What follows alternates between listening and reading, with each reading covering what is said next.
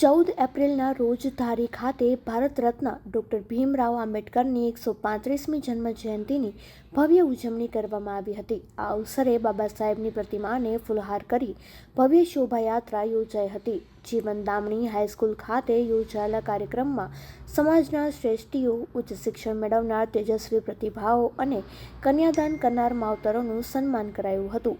મોટી સંખ્યામાં જનમેદની ઉમટી પડી હતી અને ભોજન પ્રસાદનું પણ આયોજન હતું।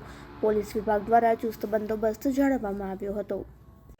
જય ભીમ, નમો બુદ્ધાય। આજે ડૉક્ટર બી.આર. આંબેડકર સાહેબની 135મી જન્મજયંતિ નિમિત્તે સુલતાનપુરના અમારા વિસ્તારના બાબા સાહેબ આંબેડકરના સ્ટેચ્યુએ ફૂલહાર કરી ગામની દરેક ગલીમાં બધી જગ્યાએ ડીજેના તાલે ઝૂમી સરદાર વલ્લભભાઈ સ્ટેચ્યુએ ફૂલહાર કરી, ગ્રામ પંચાયત ખાતે ફૂલહાર કરી, પોલીસ સ્ટેશન ખાતે ફૂલહાર કરી તમામ ગામ લોકોનો, સરપંચનો, સદસ્યોનો તમામનો સાથ સહકાર પૂરેપૂરો રહ્યો અને ધામધૂમથી ઉજવણી કરી।